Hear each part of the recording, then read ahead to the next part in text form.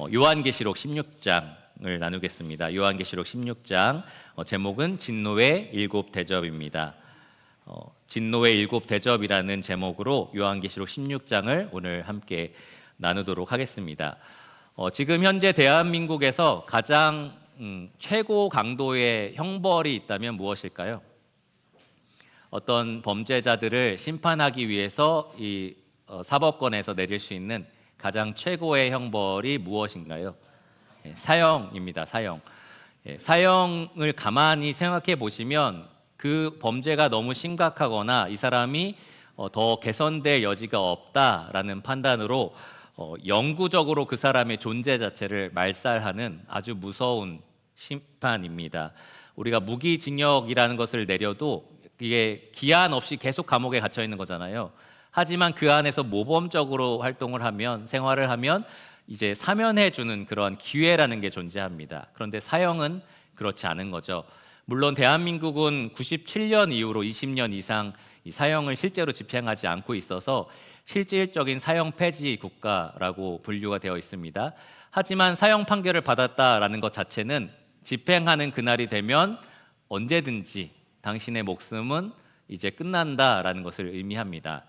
사면해 줄 수 있는 기회도 없고요. 모범수가 될 수 있는 그러한 기회도 없습니다. 교화하지 않겠다는 거죠. 당신에게는 갱생의 기회가 없습니다라는 말입니다. 그냥 언제든지 정말 집행을 하게 된다면 당신은 그냥 끝이 나는 겁니다라고 형벌을 내리는 겁니다. 회개할 기회조차 주지 않는 최고의 형벌이 바로 사형인 거죠. 지금까지 이 하나님께서 계시록에 기록된 대로 온 세상을 심판하시게 될 때에 그동안 내려진 심판이 무기징역이나 아니면은 20년형, 30년형 이러한 것들이었다면 오늘 우리가 살펴볼 진노의 일곱 대접은 사형 심판과 같습니다. 왜 그러느냐? 그동안 정말로 끔찍하고 정말로 무시무시한 심판들이 내려졌지만 하나님은 그와 함께 더불어 회개할 기회를 거두지 않으셨기 때문입니다. 여러 가지 일곱 인 심판과 일곱 나팔 심판이 있었을 때 하나님은 언제든지 그들이 원하면 회개할 수 있도록 은혜를 베풀어 주셨습니다. 일곱 인 일곱 나팔 심판은 하나님의 오래 참으심, 또 하나님의 노하기를 더디하심이 반영되어 있었던 심판이다라는 거죠. 하나님의 공의가 있었지만 하나님의 은혜가 함께하는 심판이었습니다. 근데 오늘 우리가 살펴볼 일곱 대접의 심판은 하나님의 은혜가 조금도 발견되지 않는 하나님의 최후의 심판입니다. 공의만 남아있는 심판인 거죠. 교화하겠다, 갱생하겠다라는 기회가 전혀 주어지지 않아요. 회개할 기회가 아예 박탈된, 끝까지 반역자가 되겠다. 당신이 일곱인 심판을 하고 일곱 나팔 심판을 쏟아부어도 나는 끝까지 당신을 반역하는 자에 서겠다라고 하는 사람들에게 하나님은 결국 인내를 멈추십니다. 그게 오늘 우리가 살펴볼 일곱 대접의 심판입니다. 일곱 대접 심판은 오늘 우리가 살펴보겠지만 그 전에 일곱 나팔 심판과 굉장히 유사한 것이 많습니다. 가령 그 전에 바다의 3분의 1이 피로 변했던 심판 기억하실 겁니다. 그래서 많은 사람들이 죽은 것을 기억하실 텐데 이 일곱 대접 심판에도 똑같이 바다를 피로 만드는 심판이 있어요. 일곱 나팔 심판에도 물과 샘의 근원의 3분의 1이 피로 변하는 심판이 있었는데 일곱 대접 심판에도 똑같이 그러한 심판이 나와 있습니다. 그래서 어떤 사람들은 이게 똑같은 심판을 말하는 건데 조금 다른 차원에서 그렇게 설명하는 거다라고 보는 사람도 있는데요. 그렇지 않습니다. 이번 심판의 차이점이 분명히 있다라는 거죠. 세 가지 면에서 그렇습니다. 첫 번째로는 그 대상이 악인들에게만 해당된다라는 거예요. 그 표적이 악인들에게만 해당된다. 표적 심판이라는 거죠. 정확하게 이 하나님 반대편에 선 자들에게만 쏟아지는 심판인 겁니다. 과거의 애굽에 하나님께서 심판을 쏟으실 때에 여러 가지 재앙, 10가지 재앙을 쏟으실 때에 처음에는 모든 사람들이 다 경험하게 하셨는데 나중에는 이 따로 분류된 그 자기 백성들은 안전하게 지키시고 애굽 사람들만 심판을 하셨습니다. 마찬가지로 이 일곱 대접 심판은 오직 악인들에게만 쏟아지는, 표적적으로 내려지는 그러한 심판입니다. 두 번째 특징은 그 강도가 제한이 없다는 거예요. 최강도로 내려지는 심판, 극형이라는 겁니다. 과거에 하나님께서 바다의 3분의 1, 물의 3분의 1을 피로 변하게 하셨다면 이 일곱 대접 심판에서는 바다 전체를 피로 변하게 하시고요. 물과 물의 근원 전체를 다 피로 변하게 하십니다. 제한을 두지 않으신다는 거죠. 3분의 1을 남겨두셨다면 지금은 하나도 남김없이 심판을 하신다라는 겁니다. 그리고 세 번째 특징은 바로 아까 말씀드린 것처럼 이 심판이 마지막 심판이라는 거예요. 최종적이다. 그러니까 회개할 기회가 주어지지 않는다라는 겁니다. 더 이상 하나님은 회개할 기회를 주지 않으시고 최고의 극형을 이 믿지 않는 자들에게 쏟아 부으실 겁니다. 이로써 악인들을 영구적으로 말살하시는 겁니다. 하나님이 인내하기를 멈추셨을 때 얼마나 무서운 일이 이 땅에 일어나는지 오늘 본문을 통해서 차근차근 이 일곱 대접을 하나하나 살펴보면서 함께 살펴보려고 하고 있고요. 그리고 나서 그것에 대한 이 악인의 반응이 어떤지, 또 하나님께서 그 중에서도 의인에게 어떠한 복을 선포하셨는지 오늘 말씀을 통해서 함께 살펴보도록 하겠습니다. 본문이 조금 긴데요. 그래서 초반에 읽지는 않고요. 말씀을 설명해 가면서 차근차근 읽어가도록 하겠습니다. 이 일곱 대접 심판을 처음에 살펴보는데 시간을 대부분 할애할 거고요. 악인과 의인의 그 반응들에 대해서는 짧게 뒷부분에 다루도록 하겠습니다. 먼저 이 죄인에게 내려진 심판을 살펴볼 텐데요. 하나님의 인내심에 끝이 없다라는 것을 우리가 이 대접 심판을 통해서 살펴볼 수 있습니다. 1절을 보시면 16장 1절에 또 내가 들으니 성전에서 큰 음성이 나서 일곱 천사에게 말하되 너희는 가서 하나님의 진노의 일곱 대접을 땅에 쏟으라 하더라. 성전, 하늘 성전에서 난 큰 음성의 주인공은 바로 하나님이십니다. 하나님께서 이 심판을 수행할 종들 일곱 천사에게 일곱 대접을 주시고 이것을 땅에 쏟아 부으라라고 말씀을 하신 겁니다. 여기 나와 있는 이 대접은 밑이 평평한 받침 그릇 종류예요. 깊이가 아주 깊어서 막 쏟아지는데 한참 걸리는 그릇이 아니고요. 널쩍한 그릇이라서 이렇게 휙 쏟으면 내용물이 한꺼번에 딱 쏟아져 버리는 그러한 모양의 그릇을 말합니다. 그러니까 이 일곱 대접의 심판이 천천히 아주 오랫동안 이 땅에 쏟아지는 게 아니다라는 거죠. 재앙이 한꺼번에 이 세상에 차근차근 쏟아지게 될 거다라는 겁니다. 아주 단시간에 그것도 일어나게 될 겁니다. 그 첫 번째 재앙은 바로 2절에 나와 있는데 첫째 천사가 가서 그 대접을 땅에 쏟음에 짐승의 표를 받은 사람들과 그 우상에게 경배하는 자들에게 악하고 독한 종기가 나더라. 악하고 독한 종기가 그 첫 번째 심판입니다. 여러분 주보에 보면은 개요가 나와 있고요. 그리고 심판들 옆에 가로 해놓고 땅이라고 아마 첫 번째 심판은 되어 있을 겁니다. 이 대접이 쏟아진 영역을 말해요. 이 가로 안에 있는 것이 이 대접이 쏟아진 영역입니다. 땅에 쏟아졌는데요. 그래서 일어난 일이 바로 악하고 독한 종기입니다. 전염병의 일종인데요. 사람의 몸에 아주 역겹고 독한 농양, 고름이라고 하죠. 고름이 멈추지 않고 흐르는 그러한 종기가 여기저기에 셀 수 없이 많이 나서 사람을 고통스럽게 만드는 그러한 질병이 이 세상에 퍼지는 겁니다. 이 단어를 가만히 연구해 보면은 치료가 불가능하다라는 의미가 여기에 들어 있어요. 그러니까 이것이 의사를 만나서 조금씩 회복이 되고 이러한 종류의 질병이 아니다라는 거죠. 절대 회복이 되지 않는 계속해서 고통을 받는 그러한 질병을 모든 사람들이 받게 될 겁니다. 몸에 뭔가 나도 우리가 이 잠들어 있는 순간 빼놓고는 계속 고통스러운 거 아시잖아요. 그런 것처럼 앉거나 눕거나 걷거나 어떤 모양을 취해도 이 고통에서 벗어날 수 없는 그러한 고통으로 하루 종일 몸부림치게 되는 겁니다. 구약 성경에 이렇게 종기 때문에 고통스러워했던 사람 기억하십니까? 예, 욥입니다. 욥은 정수리부터 발바닥 끝까지 종기가 났다라고 되어 있고요.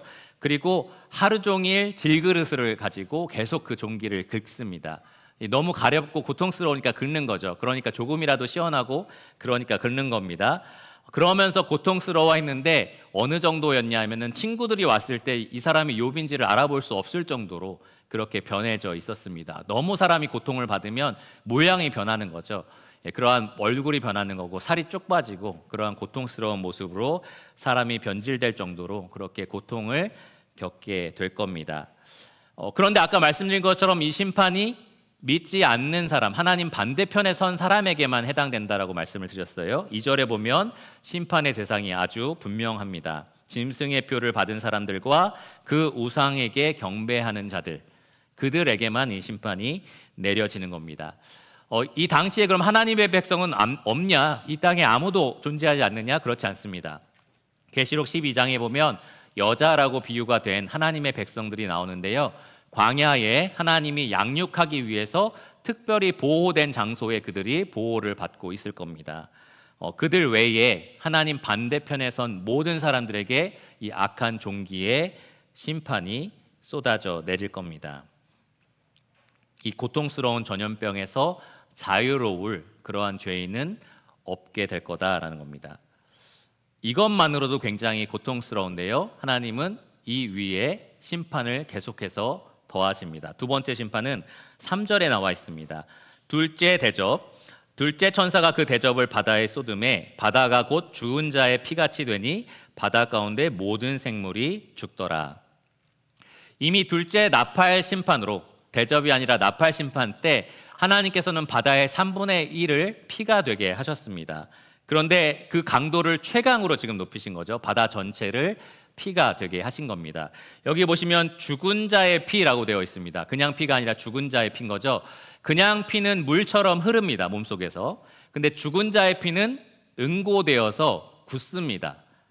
완전히 돌처럼 딱딱하진 않더라도 응결되어서 이렇게 굳어져 있는 모습이 된다라는 거죠. 그리고 썩었기 때문에 악취가 나고 부패하는 특징을 갖습니다. 바다가 그렇게 된다는 거예요. 바다가. 그러면 물처럼 되어 있지 않고 굳어져 있는 그러한 모습이라면 바다에 배가 다닐 수 있을까요? 자동차나 트럭 같은 게 돌아다닐 수 있을까요? 안 될 겁니다. 그러면 사람들이 지금 먹고 마시고 이 지구촌 사람들이 다 같이 먹고 마시기 위해서 엄청나게 많은 양의 물자들이 바다를 통해서 움직이고 있는데요. 그게 불가능해진 세상은 어떨까요? 먹고 사는 것 자체가 이제 어려워지는, 생존이 어려워지는 그러한 세상이 되는 겁니다. 일단 바다 생물의 전체가 다 죽습니다. 그 전 나팔 심판 때는 3분의 1의 생물체가 죽는다고 되어 있는데요. 여기에서는 바다 생물의 전부가 다 죽는다라고 되어 있고요. 그리고 사람들도 이제 물자를 나눠줄 수가 없기 때문에 매매가 불가능해지고 생존이 어려워지는 그러한 환경을 겪게 될 겁니다. 몸이 종기로 인해서 너무나 고통스러운데 먹고 사는 것 자체가 어려워지는 그러한 굶주림의 시대가 펼쳐지게 되는 겁니다. 흥미롭게도 이 적그리스도 왕국의 사람들은 하나님 믿는 사람들, 그래서 자기 이마나 오른손 등에, 손등에 짐승의 표를 받지 않는 사람들을 매매를 불가능하게 억압을 했었습니다. 그런데 하나님은 그들을 심판하시기를 먹고 사는 것이 어려워지게, 매매가 불가능하게 그렇게 심판을, 보응을 하시는 겁니다. 거기에서 멈추지 않고요. 세 번째 심판이 또 쏟아집니다. 4절에서 7절인데요. 4절을 보시면 셋째 천사가 그 대접을 강과 물 근원에 쏟음에 피가 되더라. 바닷물은 우리가 마시지 않죠. 그런데 강물이나 물의 근원, 샘물들은 우리가 마시는데 반드시 필요한 물들입니다. 그런데 하나님이 그것을 피로 변하게 하신다는 거예요. 이미 나팔 심판 때 3분의 1이 그렇게 피로 변했었습니다. 다른 말로 하면 3분의 2에 마실 수 있는 물은 있었다라는 거예요. 그런데 이 7 대접의 심판 중에 세 번째 심판에서는 하나님께서 모든 식수를 거두어 가십니다. 아무것도 마실 수 없도록 그렇게 하시는 겁니다. 3분의 1의 물이 피로 변했을 때 많은 사람이 죽더라라고 기록이 되어 있는데요. 물 전체가 피로 변하면 얼마나 많은 사람이 죽을까요? 마실 수 없는 갈증을 가지고 고통스러워하다가 사람들이 많이 죽게 될 겁니다. 식수를 얻기 위해서 땅을 깊게 팔 수도 있어요. 지하수를 먹으면 되니까. 그런데 그 물의 근원도 피로 변해 있습니다. 저 산 깊은 곳, 에베레스트 산 같은 곳에서 저 꼭대기에서 흐르는 그 수원을 찾아서 물을 얻으려고 할지도 모릅니다. 근데 그 물도 피로 변해 있습니다. 그러니까 그 어디를 가도 마실 수 있는 물을 찾아볼 수 없는 전 세계적인 혼란을 겪는 그러한 고통이 이 땅에 임하게 될 겁니다. 이미 종기로 하루 종일 잠들 때 빼놓고는 이 고통 가운데 살아가는 사람들이 굶주리게 되고요. 그리고 갈증에 시달리게 되는 겁니다. 5절에서 7절을 보면 하나님이 왜 이렇게 극심한 형벌을 내리시는지 이유를 발견할 수 있고요. 또 누구에게 내리시는지도 다시 한번 명확해집니다. 두 가지 음성을 통해서 우리가 들을 수 있는데요. 첫 번째 음성은 바로 천사에게서 들을 수 있습니다. 5절을 보시면 내가 들으니 물을 차지한 천사가 이르되, 여기 물을 차지한 천사라는 것이 굉장히 흥미롭습니다. 왜냐하면 계시록에는 불을 차지한 천사도 나오고요. 바람을 다스리는 천사도 나옵니다. 그러니까 하나님께서 이 만물을 다스리실 때에 직접 하시지만 수행자인 천사들을 통해서 하신다라는 거예요. 그러니까 물을 관리하는 천사가 있다는 거죠. 물을 다스리는 천사가 있다는 겁니다. 그 천사가 물을 다스리고 있는데 그 물이 다 피로 변한 상태가 된 거죠. 그것을 보면서 하나님께서 하시는 일을 보면서 천사가 내린 결론이 이렇습니다. 5절을 보시면 전에도 계셨고 지금도 계신 거룩하신 이여 이렇게 심판하시니 의로우시도다. 옳다는 거죠. 지금 이렇게 하신 것이 맞습니다. 옳습니다. 라고 천사가 노래를 하는 겁니다. 먼저 하나님을 가리켜 전에도 계셨고 이제도 계신 분이라고 묘사를 하죠. 이 표현은 하나님께 계속해서 사용된 표현입니다. 흥미롭게도 장차 오실 자라는 표현은 빠졌어요. 왜냐하면 지금 이미 오셔서 다스리고 계시고 심판하고 계시기 때문입니다. 계시록 초반에는 장차 오실 자가 들어가 있는데요. 이 종말 거의 마지막쯤에 가면은 그 부분이 항상 빠져 있습니다. 왜냐하면 그만큼 임박했기 때문이에요. 주님의 오심이 임박한 상태이기 때문입니다. 그분이 지금 모든 물들을 피로 변하게 하셨는데 그것이 옳습니다, 맞습니다 라고 고백을 하는 겁니다. 왜 그렇죠? 여기 6절을 보시면 이유가 나옵니다. 그들이 이 심판을 받는 대상이에요. 그들이 성도들과 선지자들의 피를 흘렸으므로 그들에게 피를 마시게 하신 것이 합당하니이다. 그러니까 심판의 대상은 누굽니까? 누가 지금 이렇게 고통을 받게 되는 거죠? 하나님의 성도들과 선지자들을 박해한 사람들, 그들의 피가 흐르게 한 사람들, 그들이 이러한 고통을 받는 겁니다. 하나님 백성의 피를 흘리게 했으니 그들도 피를 마시는 것이 맞습니다 라고 천사가 고백을 하는 겁니다. 하나님의 심판에는 조금도 불의가 없다는 거죠. 이것이 공의로운 심판이다라는 겁니다. 너무한 거 아니야 라고 생각하실 수 있어요. 은혜가 있으면 이렇게까지는 하지 않으실 거예요. 하지만 은혜가 이제는 주어지지 않기 때문에 믿지 않는 자에게는 오직 공의로운 심판뿐입니다. 그리고 보시면 7절에 또 다른 음성을 우리가 들을 수 있는데 바로 제단이 말하는 소리입니다. 제단. 하늘 성전에 있던 제단인데요. 이 제단에서는 항상 믿는 사람들, 그것도 예수님을 위해서 순교당한 사람들이 울부짖으면서 우리의 원한을 언제 갚아주시겠습니까? 라고 기도했던 장소입니다. 성도들의 기도가 이 향로에 같이 넣어져서 제단에 바쳐졌다라는 말씀도 계시록에 나와 있습니다. 6장과 8장에 기록되어 있는데요.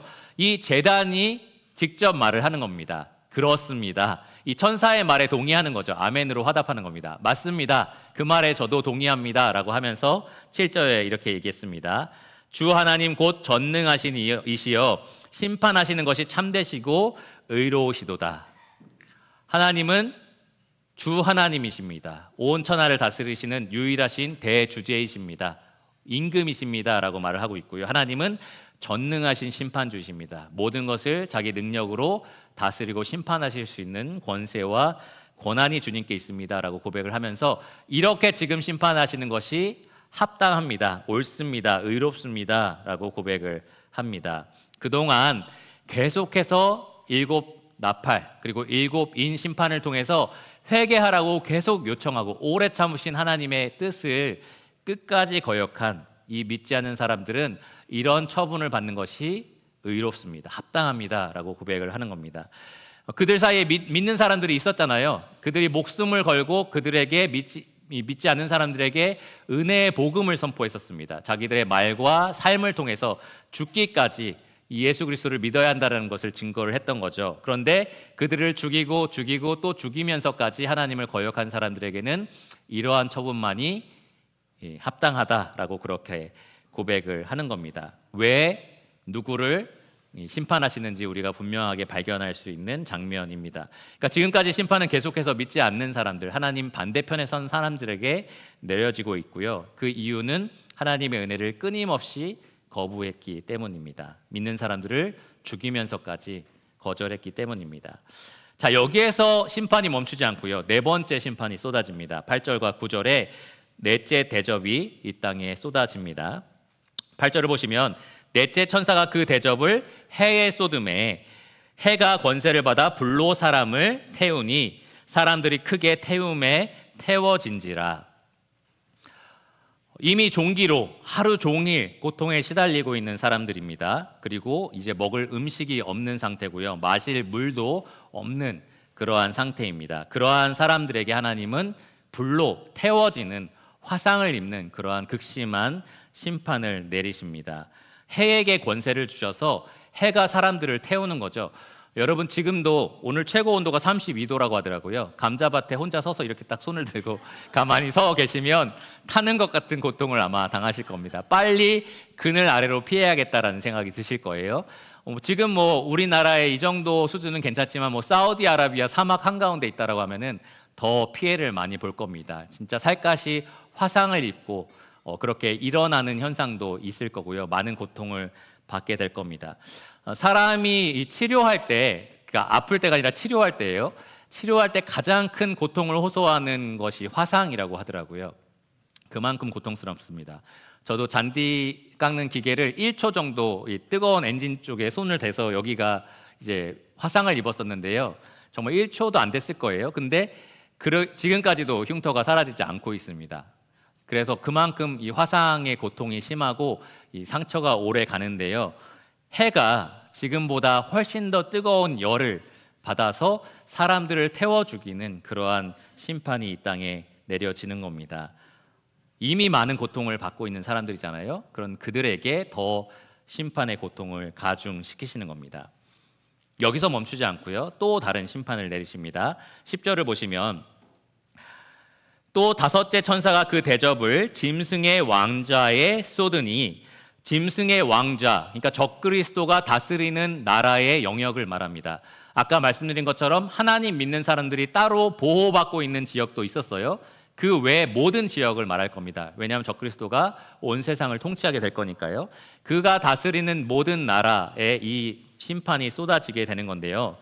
어떤 심판이냐? 그 나라가 곧 어두워지며 사람들이 아파서 자기 혀를 깨물고, 그러니까 암흑이라는 심판이 내려지는 겁니다. 출애굽기에도 애굽에 이렇게 모든 빛이 사라지는 심판이 잠시 임한 적이 있었어요. 그런데 전 세계적인 거죠. 애굽만이 아니라 전 세계적으로 이 적그리스도가 다스렸던 그 나라 전체에 암흑, 아주 철저한 어둠이 심판으로서 내려지게 됩니다. 여러분 생각에는 어두운 것 자체가 사람들에게 고통을 주진 않잖아라는 생각이 들 수도 있습니다. 그렇지 않아요? 불을 끈다고 해서 살이 뜨겁거나 몸이 아프거나 하지는 않습니다. 그냥 캄캄한 것뿐이죠. 그러니까 불편한 것뿐이라고 생각이 들 겁니다. 그런데 여러분 이미 고통을 받고 있는 상태에서 어둠이 임하면 그 고통이 더 커집니다. 저도 첫 번째 코로나 걸렸을 때 열이 39.9도로 한 일주일을 갔는데요. 너무너무 고통스러운데 더 그 고통이 배가 되는 때가 바로 밤이나 새벽이었어요.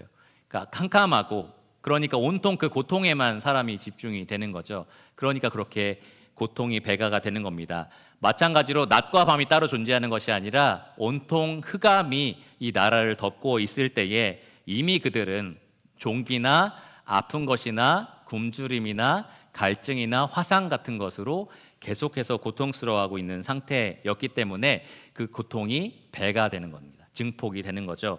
그래서 11절에 보시면 아픈 것과 종기로 말미암아라고 되어 있어요. 그러니까 그런 고통을 이미 겪고 있다라는 거죠. 그리고 10절 마지막에 보시면 얼마나 그것이 아프냐? 자기 혀를 깨물 정도로 아프다라고 얘기를 합니다. 혹시 살면서 자기 혀를 깨물면서 고통을 참아본 적 있으십니까? 너무나 지금 고통스러워서 내 혀를 깨물어 본 적이 있으십니까? 저는 그렇게까지는 아니고 이를 꽉 물어 본 적은 있거든요. 너무 고통스러워서 척수 검사를 할 때 이 척추에 구멍을 내고 물을 빼는데요. 그게 너무 고통스럽더라고요. 그래서 그때 이를 꽉 물은 적이 있는데 그것보다 더 심하면 아마 이렇게 될 것 같아요. 자기 혀를 깨무는 거죠. 이 문자적인 의미는 혀를 씹다입니다. 그러니까 내 혀를 씹는 거죠. 계속해서 반복적으로 씹을 정도로 너무나 고통스러운 상태에 이르는 겁니다. 하나님께서 자기 반대편에 선 사람들에게 자비 없이 내리는 심판이 이렇게 무섭습니다. 그리고 이어지는 6번째 심판은 굉장히 특별합니다. 지금 이것 자체가 내려지는 심판은 아니고요. 장차 있을 심판에 대한 예비, 준비라고 말할 수 있습니다. 12절을 보시면 이렇게 시작을 해요. 또 6번째 천사가 그 대접을 큰 강 유브라데에 쏟음에 강물이 말라서 동방에서 오는 왕들의 길이 예비되었더라. 이 유브라데라는 언급이 나팔 심판에서도 언급이 되어 있었고요. 흥미롭게도 이 13절에 더러운 영이 나왔다라는 얘기가 있는데요. 나팔 심판에서도 유브라데와 함께 더불어 더러운 영이 무저갱에서 나왔다라고 얘기를 했었습니다. 황충 기억하시죠? 황충이 더러운 영이었는데 무저갱에서 나왔다라는 얘기가 있었습니다. 그리고 유브라데 강에 4명의 이 결박된 천사가 있었는데 그 천사를 풀어줌으로써 약 2억 마리 되는 마병대가 나와서 전쟁을 일으킨다라는 말씀을 드린 적이 있습니다. 마찬가지로 이 대접 심판에 똑같이 악한 영을 통해서 하나님께서 군사들을 모으시는 거예요. 앞으로 장차 일어날 전쟁을 준비하시는 겁니다. 악한 영이 언제 나오느냐? 13절을 보시면 또 내가 봄에 개구리 같은 새 더러운 영이 용의 입과 짐승의 입과 거짓 선지자의 입에서 나오니. 자, 개구리 좋아하시는 분, 우리 여기 초등학생들은 없겠지만 맨날 여기 논에 가서 잡더라고요. 그러면 부모님들 그거 집에 와서 키워라고 하시나요? 와서 침대에서 같이 데리고 자 이렇게 하시나요? 안 하죠. 보통 개구리는 좀 혐오스럽다고 생각하고 징그럽다, 약간 독이 있을 것 같고 막 그런 게 있습니다. 이 당시 사람들도 그렇게 생각을 했었고요. 그리고 우상을 가리킬 때도 이 개구리를 많이 얘기했었습니다. 애굽을 개구리로 심판하신 이유도 거기에 있어요. 애굽 신 중에 개구리가 있기 때문입니다. 악한 영인 거죠. 그런데 이 개구리가 상징하는 더러운 영, 악한 영이 누구의 입에서 지금 나온다고 되어 있어요? 용의 입, 짐승의 입, 거짓 선지자의 입. 그러니까 대환란 기간 적그리스도 왕국을 다스리는 거짓 삼위일체, 마귀와 그리고 적그리스도와 그 적그리스도를 보좌하는 종교적인 지지자, 거짓 선지자, 이 세 사람의 입에서 이 더러운 영이 나온다라고 합니다. 14절을 보면 그 더러운 영은 귀신의 영이라고 되어 있습니다. 타락한 천사, 이 귀신의 영이라는 거죠. 이 영이 무슨 일을 하느냐? 엄청나게 놀라운 일들을 행하면서 여기 14절에 온 천하의 왕들에게 가서 하나님 곧 전능하신 이의 큰 날에 있을 전쟁을 위하여 그들을 모으더라. 그 악한 귀신이 온 천하에 돌아다니면서 엄청나게 놀라운 일을 일으키는 거죠. 그러면서 그 나라의 왕들을 미혹합니다. 그리고 그 왕들이 한 장소로 모여서 하나님과 하나님 나라 대적하는, 하나님 나라 백성을 대적하는 전쟁을 준비하게 되는 거죠. 온 세상에 이 적그리스도의 군사력이 한 장소로 집결되는 그러한 심판이 이 6번째 심판입니다. 지금 이 자체가 심판이 아니고요. 나중에 그렇게 모인 사람들을 통해서 일어날 일이 하나님의 심판입니다. 하나님께서는 계시록 19장에 보면은 그 모여있는 군사들을 이 하늘문이 열리고요. 백마를 타고 예수님이 직접 내려오셔서 입에서 나온 검으로 그들 모두를 다 전멸시킨다라고 되어 있습니다. 14절에 나와 있는 것처럼 전능하신 이의 큰 날에 있을 전쟁이 바로 19장에 기록되어 있는 그 전쟁인 거죠. 사실은 전쟁이기보다는 거의 학살입니다. 예수님 쪽에 어떤 피해가 조금도 있지 않고요. 하늘 군대가 이 사람들을 그냥 멸절시키는, 전멸시키는 그러한 심판입니다. 그 심판을 위해서 6번째 대접으로 준비를 하는 거죠. 그들을 한 장소로 불러 모으는 겁니다. 저 이스라엘의 동쪽 경계선 유브라데 강 때문에 왕들이 건너올 수 없기 때문에 이 강을 마르게 하는 거죠. 그래서 왕들이 이 연합군에 함께 참여할 수 있도록 그렇게 만들어 주시는 겁니다. 그들이 모인 장소를 16절에 이렇게 기록하고 있어요. 새 영이 히브리어로 아마겟돈이라 하는 곳으로 왕들을 모으더라. 아마 한 번쯤은 들어보셨을 겁니다. 아마겟돈 전쟁. 그 전쟁을 위해서 이 왕들을 한 장소로 부르는 겁니다. 아마겟돈이 어디냐라는 것에 대한 의견이 굉장히 많아요. 20개도 넘는다라고 얘기를 하는데 일단은 히브리어로 하르인데요. 하르는 산지, 산을 의미합니다. 그러니까 산악 지역이다라는 것을 우리가 생각할 수 있고요. 나머지로 마겟돈, 무깃돈이라고 해서 무깃도라는 지역일 거다라고 생각을 할 수 있습니다. 그 이유는 이스라엘 역사상 이곳에서 정말 많은 전쟁이 있어요. 전쟁이 일어났어요. 그리고 또 스가랴 선지자의 이야기에 따르면 똑같은 이 맥락에서 온 천지 사람들이 이 무깃도에 모이고 또 거기에서 슬픈 일을 당하게 될 거다라는 예언이 기록되어 있습니다. 아마도 그 장소에 이 전 세계에 하나님을 대적하는 군사력이 집결하게 될 거고요. 그리고 하나님은 거기에서 그 모든 원수들을 단번에 제거하실 겁니다. 그게 6번째 심판입니다. 자, 마지막 7번째 심판입니다. 17절에 기록이 되어 있어요. 7째 천사가 그 대접을 공중에 쏟음에, 쏟아지는 영역은 공중입니다. 큰 음성이 성전에서 보좌로부터 나서, 1절에서 나타났던 그 음성이죠. 이 7 천사에게 7 대접을 쏟으라 라고 명령하신 하나님의 음성입니다. 그 하나님께서 뭐라고 말씀하시느냐, 이르되 되었다 하시니, 다 됐다, 다 이루었다 라는 뜻입니다.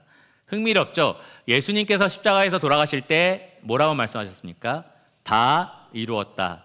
나를 믿는 나의 백성들의 모든 죄값을 내가 다 치렀다라는 의미입니다. 그런데 하나님 아버지께서 7 대접이 쏟아질 때에 다 이루었다라고 선포하신다는 거예요. 무슨 의미냐? 나를 반역하는 자들의 모든 죄값을 내가 다 찾았다라는 말입니다. 최종 심판이 이 땅에 내려졌다라는 것을 하나님께서 말씀하신 겁니다. 그 큰 음성과 함께 하나님의 현현, 하나님의 영광이 나타날 때 나타났던 동반된 현상들이 동일하게 일어나는데요. 바로 번개, 음성들, 우레소리, 그리고 큰 지진과 우박입니다. 7인의 심판이 마칠 때, 마지막 7째 인이 떼질 때도 똑같은 현상이 있었고요. 7나팔, 7번째 나팔이 울렸을 때 똑같은 현상이 있었는데요. 마지막 7 대접에 7번째 대접이 쏟아졌을 때 그 전보다 더 강력하게 하나님께서 자기의 영광을 드러내셨습니다. 특별히 지진이 아주 크게 일어났다라고 되어 있고, 우박도 아주 큰 우박이 내렸다라고 되어 있어요. 여기 보시면 지진이 얼마나 큰지 18절에 땅에 있어 온 이래로 이같이 큰 지진이 없었다라고 말합니다. 여러분, 지금까지 뉴스를 통해서 보거나 들었던, 혹은 역사적인 기록물을 통해서 우리가 살펴볼 수 있는 그 어떤 지진보다 가장 강력한 지진이 이때 일어나게 될 겁니다. 얼마나 파괴적이냐? 섬들이 사라져요. 바다에 떠 있던 섬들이 바다 밑으로 가라앉을 정도의 파괴력입니다. 그리고 20절에 보면 산도 꺼집니다. 산도 사라져 버립니다. 여러분, 눈에 보이시는 크고 작은 산들이 사라질 정도로 그렇게 큰 지진이 일어나는 겁니다. 여기 지질학을 공부하신 분이 계시는데요. 지상 대격변이 일어나는 거죠. 노아의 홍수 때 그러한 격변이 일어나서 온 세상이 물로 덮였다라고 말을 하는데요. 그와 비슷한 온 세상이 지각 변동을 일어나는 것을 보게 될 겁니다. 여기 19절에 보시면 세 영역에 모두 다 일어나게 되는데, 먼저 큰 성에 일어납니다. 큰 성이 세 갈래로 갈라진다. 큰 성은 계시록 11장 8절에 보면은 예루살렘을 가리킵니다. 큰 성, 곧 주께서 십자가에 못 박힌 곳이다라고 되어 있는데요. 이 예루살렘이 세 갈래로 갈라진다라는 표현이 나와요. 지형 변화가 일어난다는 거죠. 그래서 이런 말씀이 성경에 있었나라고 연구를 해보니까 이 선지자 스가랴가 뭐라고 예언을 했냐? 감람산이 동서로 나눠지게 될 건데, 한쪽은 남쪽으로, 한쪽은 북쪽으로 쭉 찢어지게 될 거다, 갈라지게 될 거다라는 그러한 예언이 기록되어 있습니다. 그러니까 실제로 예루살렘에 대지형 변화가 일어나게 될 거고요. 그것이 긍정적일지 부정적일지는 잘 모르겠어요. 하지만 그 뒤 이어서 나오는 만국의 성들과 큰 성 바벨론은 완전히 파괴적인 영향을 받습니다.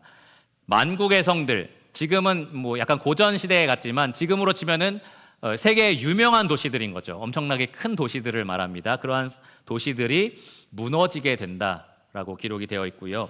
완전히 파괴된다는 거죠. 그리고 큰 성 바벨론은 적그리스도의 왕국을 가리키는데 그 수도를 말하겠죠. 그 수도가 하나님의 앞에 기억하신 바가 되어서 그의 맹렬한 진노의 포도주 잔을 받을 거다라고 되어 있습니다. 아주 강력한 심판을 이 적그리스도의 왕국의 수도가 입게 될 거다라는 거죠.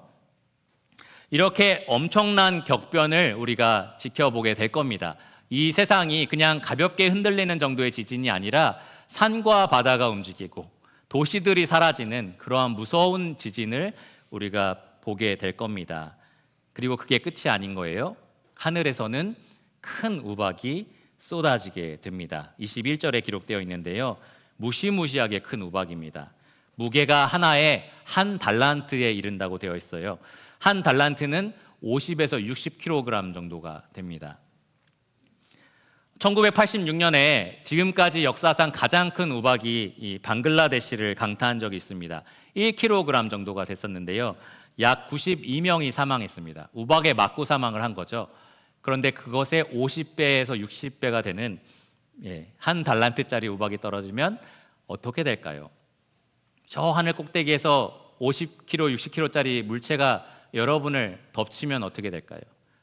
바로 죽을 겁니다. 그렇게 죽음의 우박이 이 세상에 비처럼 쏟아지는, 땅은 흔들리고 하늘에서는 우박이 내리는 그런 무서운 진노의 심판으로 이 7 대접 심판이 마무리가 될 겁니다. 지금까지 제가 이 7 대접 심판을 하나하나 차근차근 설명을 드렸는데요. 어떤 생각이 드십니까? 너무 허무맹랑한가요? 약간 무슨 어떤 재앙 영화를 보는 것처럼 그런 일이 있을까라는 생각이 드시나요? 사실 저는 그러한 영화를 보면은 무섭다는 생각이 들어요. 저 속에 내가 살아간다고 하면 어떨까? 근데 사실 영화는 영화잖아요, 그렇죠? 근데 우리가 지금 살펴볼 내용은 하나님의 이 계획서입니다. 하나님께서 이 땅에 이렇게 하시겠다라는 분명한 계획서인 거예요. 저는 이것을 읽으면서 또 연구하면서 히브리서 10장 31절 말씀이 떠올랐습니다. 살아계신 하나님의 손에 빠져들어가는 것이 무서울진저. 우리는 언젠가 인내심이 끝이 난 하나님의 무서운 손길을 경험하게 될 겁니다. 하나님은 오래 참으시지만 절대로 참고만 계신 분은 아닙니다. 하나님은 노하기를 더디하시는 분이시지만 죄악을 방관하시는 분은 아니십니다. 예수 그리스도께 그 죄의 대가를 찾으시거나 예수님을 거절한 자들에게는 그들 본인에게 그 죄값을 분명하게 찾으실 겁니다. 하나님이 지금 현재 인내하고 계신다고 해서 그 인내의 끝이 없을 거다라고 스스로 기만하지 마시기를 바랍니다. 여러분을 향해서 펼친 그 은혜의 손길을 언젠가는 반드시 거두실 겁니다. 지금은 은혜 받을 만한 때입니다. 지금은 구원의 날입니다. 그런데 언젠가 그 날이 되면 구원의 은혜가 여러분에게 더 이상 주어지지 않는다라는 겁니다. 은혜로 구원 얻을 수 있는 기회가 완전히 박탈되는 그날이 임하게 될 거다라는 거죠. 그런데 하나님은 왜 계시록의 이 말씀을 우리에게 주셨을까요? 이렇게 길고 긴 진노의 심판에 대한 내용의 말씀을 왜 우리에게 오늘날 주셨을까요? 아직은 기회가 있기 때문입니다. 아직은 참고 계시기 때문이고요. 아직은 여러분에게 은혜가 주어졌기 때문입니다. 계시록의 마지막인 22장을 보시면 17절에 오라라고 말씀하고 계세요. 오라. 원하는 자는 값없이 생명수를 받으라. 은혜로 주시는 하나님의 생명수, 예수님께서 자기의 목숨을 바쳐서 여러분에게 허락하신 그 생명의 물을 지금 와서 값없이 은혜로 마셔라 라고 요청을 하시는 겁니다. 이런 일이 있기 전에, 그 은혜가 거두어지기 전에 너희가 와서 그 생명수를 마시라고 말씀을 하십니다. 날마다 매일 눈 뜨면 여러분에게 은혜로 하나님께서 베푸시는 이 생명수를 계속해서 거절한다면, 여러분 주변에 있는 믿는 사람들을 통해서 은혜의 구원을 계속해서 선포하시지만 그 믿는 사람들을 비방하고 박해하면서까지 계속해서 그 은혜를 거절하신다면 여러분들은 그 값을 반드시 치르게 되실 겁니다. 오늘 본문 말씀이 그것을 분명하게 말해주고 있습니다. 이 진노의 7 대접은 생각만 해도 너무나 끔찍한데요. 더 끔찍하고 충격적인 사실을 우리가 오늘 본문에서 찾아볼 수 있습니다. 하나님의 인내심에는 끝이 있는데 끝없는 게 있어요. 뭐냐면 죄인의 반항심입니다. 죄인의 반항심은 이 극렬한 심판 중에서도 끝없이 보여집니다. 9절과 11절과 21절에 각각 나와 있는데요. 제가 읽어드리겠습니다. 9절을 보시면 사람들이 크게 태움에 태워진지라 이미 종기와 그리고 굶주림, 갈증을 겪고 있는 사람들, 거기에 화상의 심판까지 입고 있는 사람들이 어떻게 반응하는지 보십시오. 이 재앙들을 행하는 권세를 가지신 하나님의 이름을 비방하며 또 회개하지 아니하고 주께 영광을 돌리지 아니하더라. 11절을 보세요. 아픈 것과 종기로 말미암아 하늘의 하나님을 비방하고 그들의 행위를 회개하지 아니하더라. 그리고 마지막 21절을 보시면 또 무게가 1달란트나 되는 큰 우박이 하늘로부터 사람들에게 내림에 사람들이 그 우박의 재앙 때문에 하나님을 비방하니 그 재앙이 심히 크미러라. 이상하지 않으세요? 이 정도의 고통을 받으면 하나님 정말 살아계시는구나, 이 심판이 하나님으로부터 왔구나 다 알잖아요. 그런데도 그 하나님께 잘못했습니다, 회개하겠습니다라고 말하지 않는 거죠. 오히려 그 하나님을 모욕하고 비방합니다. 그리고 결코 회개하지 않겠다라고 마음을 더 단단하게 굳힙니다.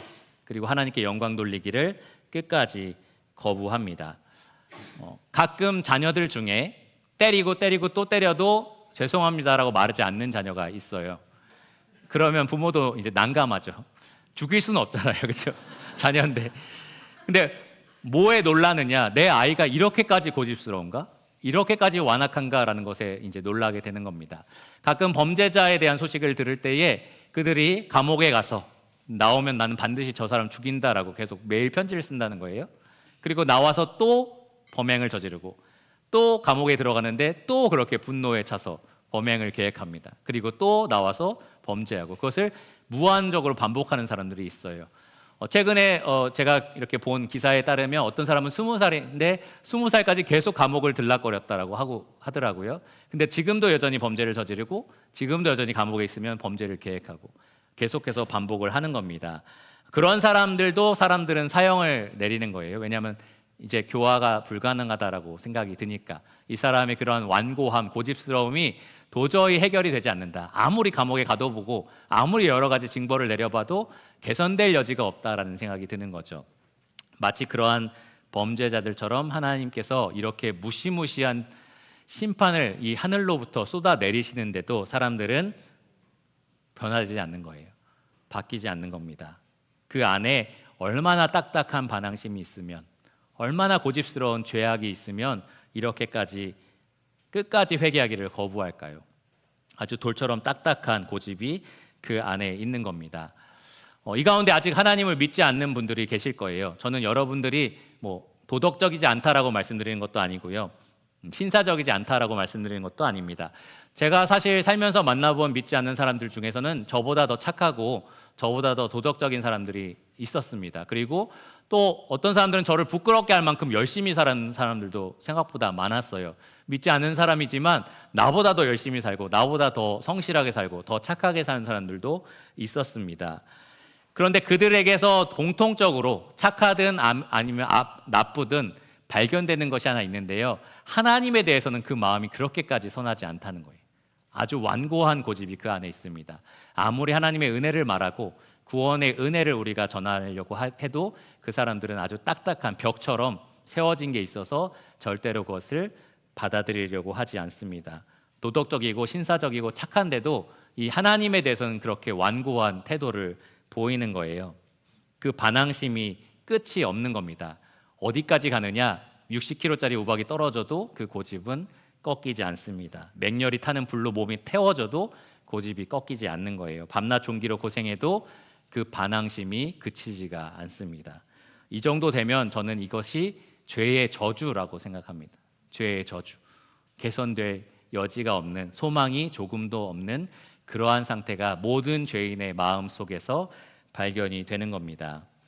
그럼 도대체 어떻게 해야 될까요? 나의 사랑하는 자녀, 부모, 또 내 이웃들이 이러한 고집을 가지고 살아간다면 도대체 우리가 해줄 수 있는 것이 무엇일까요? 또 현재 여기에 계신 분들 중에 그러한 고집이 여러분 마음속에 있다면 여러분 어떻게 이 은혜의 복음으로 달려올 수 있을까요? 복음의 능력의 시작을 우리가 생각해 보면 은혜를 발견할 수 있는데요, 복음의 능력의 시작은 하나님께서, 우리가 아니라 하나님이 먼저 시작하시는데 우리 안에 있는 돌처럼 딱딱한 마음을 부드러운 마음으로 바꿔주시는 것으로 시작을 합니다. 하나님의 은혜를 완강하게 거절하는 그 고집을 하나님이 꺾으시는 거죠. 하나님이 그렇게 하셔야 우리가 은혜의 복음을 받아들일 수 있습니다. 믿음을 가질 수가 있는 겁니다. 믿음은 하나님의 선물이에요. 우리가 완고한 고집을 가지고서는 절대로 믿음을 함께 가질 수가 없습니다. 하나님 그것을 꺾으셔야만 가능한 거예요. 그러니까 여러분, 여러분의 자녀를 위해서 기도하시기 바랍니다. 하나님, 우리 아이의 그런 완고한 고집을 꺾어주세요. 물론 내 말 안 듣는 고집만 얘기하는 게 아닙니다. 하나님을 거부하는, 하나님을 받아들이고 싶어하지 않는 그러한 반항심을 하나님께서 다뤄달라라고 간절히 기도하시기를 바랍니다. 여러분 자신을 위해서도 그렇게 기도하시기 바랍니다. 가끔 제가 복음 상담을 하면 이 사람은 더 이상의 복음 상담이 필요하지 않겠다라고 생각되는 경우가 있어요. 두 가지가 있는데, 하나는 이미 다 준비가 된 상태, 이미 마음이 녹아져 있어서 뭐든지 말해주면 심겨서 열매가 맺힐 그러한 상태로 하나님이 만들어주신 사람이 있고요. 어떤 사람은 정말 돌같이 딱딱해서 이 사람한테 복음을 얘기하는 게 그냥 손해인 거죠. 시간 낭비인 겁니다. 얘기해도 어차피 안 들을 거다, 귀를 막고 있구나라는 생각이 드는 사람이 있는 겁니다.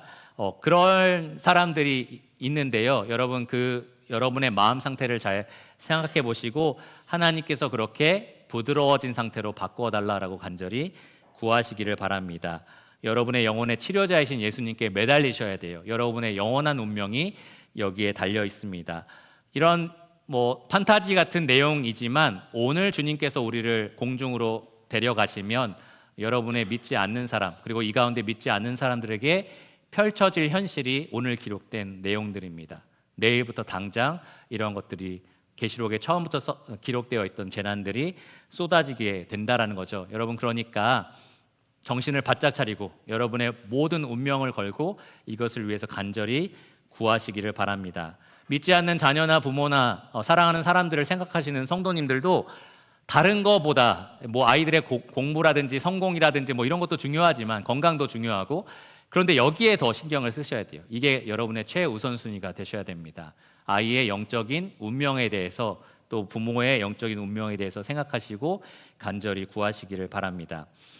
그레이스 교회 다닐 때 믿지 않는 10대에 대해서 어떻게 양육해야 되는지 설명하신 분이 첫째, 구원은 여러분에게 달려있지 않으니까 마음 편히 놓으세요, 이렇게 얘기하더라고요. 그러니까 구원은 부모가 시키는 게 아니니까 죄책감을 쓸데없이 많이 갖지 마세요 라고 한 다음에, 두 번째, 하지만 매일 밤 눈물로 기도하세요 라고 하더라고요. 그러니까 이 두 가지를 여러분 꼭 기억하시기를 바랍니다. 마지막 세 번째로, 이 온통 죄인에 대한 내용만 가득할 것 같은 이 7 대접 심판의 본문 중에서 의인에게 약속하신 복에 대해서 살펴보려고 합니다. 딱 한 구절, 의인에게 하나님이 말씀하신 복이 있습니다. 15절에 기록되어 있는데요, 요한계시록에 나와 있는 7복 중에 세 번째 복입니다. 읽어보겠습니다. 보라, 내가 도둑같이 오리니 누구든지 깨어 자기 옷을 지켜 벌거벗고 다니지 아니하며 자기의 부끄러움을 보이지 아니하는 자는 복이 있도다. 주님께서는 도적같이 임할 거다라고 말씀을 하십니다. 언제 오실지 모른다, 그러니까 항상 준비되어야 한다라고 말씀을 하시는 거죠. 주님께서는 이런 앞으로 일어날 일들에 대해서 말씀하신 후에 항상 기도로 깨어 있으라라고 명령을 하셨습니다. 우리가 항상 깨어 있기를 주님께서 원하신다라는 거예요. 근데 깨어 있다라는 것이 그럼 무슨 의미냐? 잠들지 않고 항상 깨어 있어야 되느냐? 그런 게 아니고요. 오늘 학생의 시간에는 숙면에 대한 말씀을 들을 건데 거기에 반대되는 얘기를 제가 지금 하는 게 아니고요. 깨어 있는다라는 말은 영적으로 도덕적으로 우리가 구원받은 사람답게 살아간다라는 것을 의미합니다. 여기 복 있다라고 말씀하신 사람의 특징이 그래요. 깨어서 자기 옷을 지켜 벌거벗고 다니지 아니하며 자기의 부끄러움을 보이지 않는 자. 그러니까 자기에게 입혀진 그 옷을 계속 붙들고 입고 있는 사람에 대해서 얘기하고요. 그 옷이 벗겨져서 부끄러움을 당하지 않는 사람에 대해서 얘기합니다. 그런데 계시록 7장 14절에 보면 우리가 입고 있는, 이 성도들이 입고 있는 옷에 대해서 어린 양의 피에 그 옷을 씻어 희게 한 옷이라고 얘기를 합니다. 그러니까 우리 스스로 노력으로 얻어낸 의로운 옷이 아니고요, 예수님의 피로 말미암아 우리가 입게 된 거룩함이라는 옷입니다. 의롭다함을 얻은 그 옷을 의미합니다. 그런데 그 옷을 지키라라고 명령을 하는 거예요. 지키라. 계속 우리의 신분에 맞는 경건하고 의로운 삶을 살아라. 그것이 벗겨진 채로, 그러니까 죄를 마음껏 지으면서 부끄러움을 당하는 그러한 삶을 살지 말라라고 말씀을 하십니다. 그러한 자들에게 복이 있을 거다라고 말씀을 하시는 거죠. 실제로 계시록 19장 8절에 보면 예수님이 이룩하실 그 나라에서 이 옷을 입고 있는 사람들에 대해서 이렇게 설명을 합니다. 그 옷은 빛나고 깨끗한 세마포 옷이라고 얘기를 하고요. 성도들의 옳은 행실이다라고 얘기를 합니다. 우리는 행실로 의롭다함을 입은 사람들이 아니에요. 애초에 우리가 입고 있는 옷은 예수님의 보혈로 우리에게 입혀진 옷입니다. 그런데 그 옷을 지키는 것, 그 옷을 계속해서 입고 있는 것은 바로 우리의 의로운 행실을 요구합니다. 그것으로 우리가 의롭다함을 얻는다라는 게 아니라 그 의롭다함에 걸맞는 삶을 살아간다라는 거죠. 그러한 자들에게 하나님이 복이 있다라고 말씀을 하셨습니다. 무슨 복일까요? 오늘 말씀의 문맥에 보면 이 땅에 쏟아지는 그 7 대접, 그 무시무시한 심판을 면하는 복을 의미합니다. 그러니까 뒤집어서 생각해 보면 나 한 번 구원받았으니까 난 어차피 천국 가면서 마음껏 살아가는 사람들은 이 의로운 사람에 해당되는 게 아니라는 거예요. 7 대접의 심판을 받는 그 대상이 된다라는 겁니다. 참 많은 그리스도인들이 이 예수님이 의로움, 경건함을 요구하실 때 그게 하나의 조언이라고 생각을 해요. 그렇게 살면 좋죠. 근데 그렇게 안 살아도 어차피 천국은 가니까요. 이런 식으로 이제 쉽게 생각을 합니다. 근데 여러분, 지난번에 제가 요한 1서를 통해서 말씀드렸지만 빛과 사귐이 있는 자는 어둠에 거하지 않는다. 성경은 아주 명백하게 얘기합니다. 빛에 있지만 어둠도 좀 있을 수 있어. 이런 식으로 가르친 적이 없어요. 여러분은 하나님 반대편에 서서 이 7 대접의 심판을 고스란히 맞는 사람이 되거나 아니면 빛의 옷을 지켜내서 거룩하고 경건한 삶을 살아가는 그분의 백성이 되거나, 그래서 그분의 복을 얻는 백성이 되거나, 그 둘 중에 하나밖에는 선택지가 없습니다. 예수님은 마태복음 22장 12절에서 13절에 하나의 비유를 들어서 말씀을 하셨는데요. 한 임금이 잔치를 벌입니다. 그리고 많은 사람들이 와서 그 잔치에 참여하고 기뻐하는데 그 임금이 보니까 한 사람이 있는 거예요. 그 사람을 보면서 분노하십니다. 그리고 그 임금이 저 사람을 손발을 묶어서 밖에 어두운 데 내던지라 라고 말하고 거기서 슬피 울면서 이를 갈게 되었다라고 비유로 말씀을 하셨습니다. 왜 그랬을까요? 그 사람이 예복을 입고 있지 않았기 때문입니다. 그러니까 성경이 이렇게 명확합니다. 믿는 우리에게 의로움을 요구한다라는 거예요. 의롭다 하시는데 예수님의 피값이 흘렀으니 그에 합당한 거룩하고 경건한 삶을 살라라고 우리에게 요구를 하는 겁니다. 믿지 않는 사람들에게서는 끝이 나지 않는 반항심이 발견된다면 믿는 여러분에게는 끝이 없는 신실함, 충성스러움이 발견돼야 합니다. 죄 없는 삶을 말하는 게 아니에요. 완벽한 삶을 말하는 게 아닙니다. 우리 모두가 완벽하지는 않습니다. 하지만 반대로 그러니까 마음껏 죄 지으면서 세상 사람하고 똑같이 살아야지 라고 할 수는 없다는 거예요. 계시록은 믿는 사람들을 가리켜서 이기는 자라고 얘기를 합니다. 계속해서 싸워서 이기는 삶을 매일매일 누리는 사람들이 바로 믿는 사람들. 우리의 싸움은 무엇이냐? 계속해서 이 세상에 있다 보면 벗겨지고 때 묻어지는 그 옷을 지켜내는 사람들, 거룩하게 지켜서 거룩한 행실을 지켜내는 사람들이 바로 믿는 우리입니다. 영원한 복을 상속받는 자는 지금 복이 있다라고 말씀하신 이 의인의 삶을 살아가는 사람들입니다.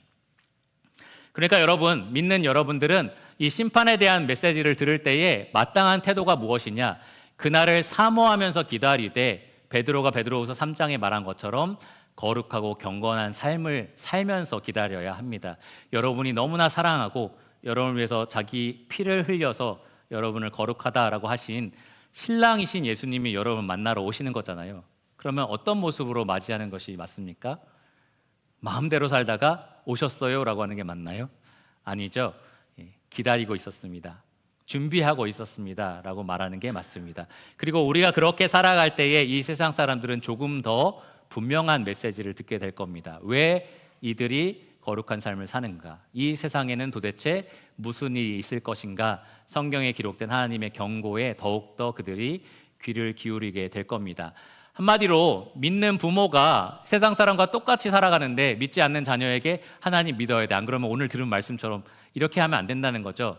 믿는 부모가 정말 믿는 사람답게 살면서 내가 저 메시지 때문에 이렇게 살아가고 있는 거다라고 삶으로 그들을 설득시킬 수 있어야 하는 겁니다. 그러니까 하나님의 백성이신 여러분들, 이 주님 오심이 가까울수록 더 정신 차리시고요, 더 세상과 멀어지시고요, 더 거룩한 옷을 지켜내는 그러한 삶을 더 힘있게 살아가시기를 바랍니다.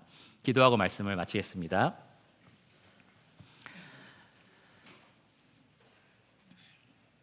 하나님께서 우리에게 오늘의 말씀을 주신 것에 참으로 감사를 드립니다. 이 땅에 예비하지 못하고 있을 때에, 생각하지도 못했을 때에 이러한 무시무시한 일을 우리가 맞는 것이 아니라 하나님 이미 우리 말씀을 통하여 우리에게 다 경고해 주시고 다 말씀해 주셨습니다. 하나님, 이것을 아는 자로서 우리가 다른 삶을 살게 하여 주시기를 원합니다. 각성하고 정신 차린 삶을 살아가게 하여 주시기를 원합니다. 이 세상에 미지근하게 섞여 들어가서 세상 사람들과 똑같은 것을 추구하면서 살아가지 않게 하여 주시기를 원합니다. 깨어서 주님께서 피로 씻어서 우리에게 입혀주신 거룩한 옷을 지켜내고 이 믿지 않는 세상 사람들에게 빛과 소금이 되어서 그들로 아무도 이 무서운 하나님의 심판을 경험하지 않을 수 있도록, 특별히 우리 주변에 하나님이 허락하신 귀한 사랑하는 사람들이 이 지옥에 들어가지 않을 수 있도록, 이 멸망받을 심판을 받지 않을 수 있도록 하나님 우리를 통하여 역사하여 주시기를 간절히 구합니다. 주님 오시는 그날을 기다리면서 우리가 주님을 사모하기를 원합니다. 모든 것을 예수 그리스도의 이름으로 감사하며 기도드렸습니다. 아멘.